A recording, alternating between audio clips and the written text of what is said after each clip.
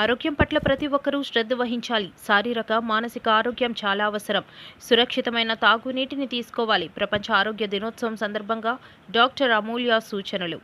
ప్రస్తుతం పోటీ ప్రపంచంలో ప్రతి ఒక్కరిపై ఒత్తిడి ఉంటుందని, కావున ఆరోగ్యం పట్ల ప్రత్యేక శ్రద్ధ వహించాలని జనరల్ ఫిజిషియన్ డాక్టర్ అమూల్య తెలిపారు. ప్రపంచ ఆరోగ్య దినోత్సవం సందర్భంగా మెడికవర్లో ఆమె ప్రజలకు పలు సూచనలు, సలహాలు అందజేశారు.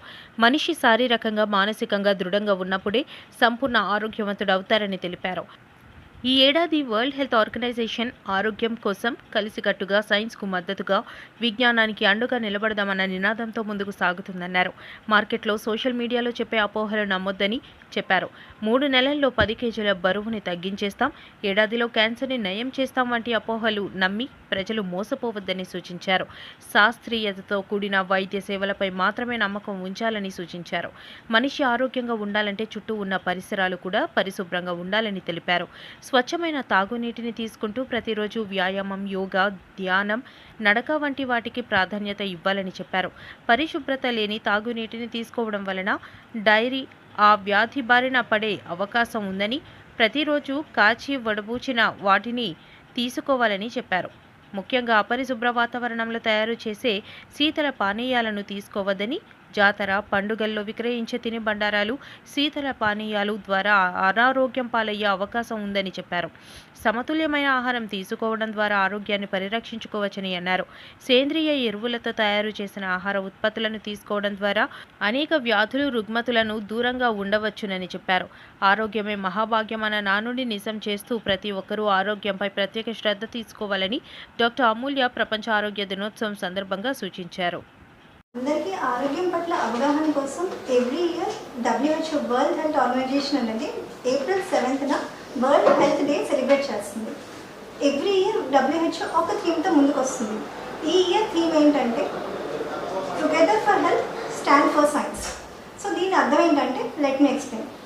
సో ఇప్పుడు ఒక మనిషి అనేది హెల్తీ అని ఎప్పుడు అంటామంటే, ఇప్పుడు పర్సన్కి ఏ డిసీజ్ లేదు, బీపీ, షుగర్, థైరాయిడ్, క్యాన్సర్ ఏమీ లేదు అంటే తను హెల్తీయా?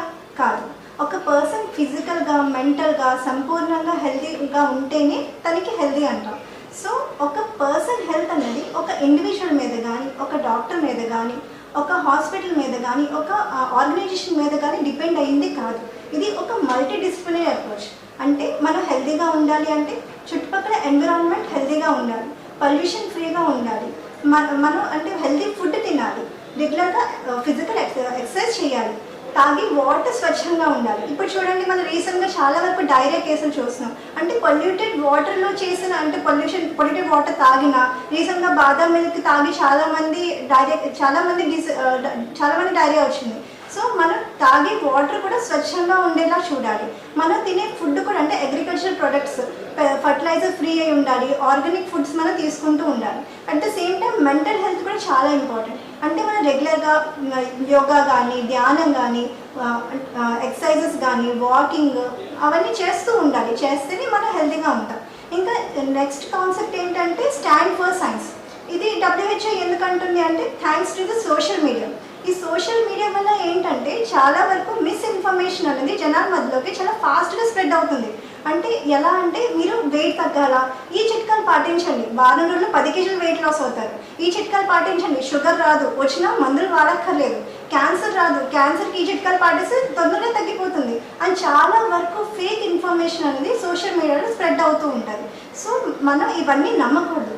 దేనికైతే సైంటిఫిక్ బ్యాక్గ్రౌండ్ ఉందో, ఏదైతే ప్రూవ్ అయ్యిందో అదే మనం నమ్మాలి. సో ఇవన్నీ పాటిస్తూ అందరూ ఆరోగ్యంగా ఉంటారని నేను మీ డాక్టర్ అమూల్య. Thank you.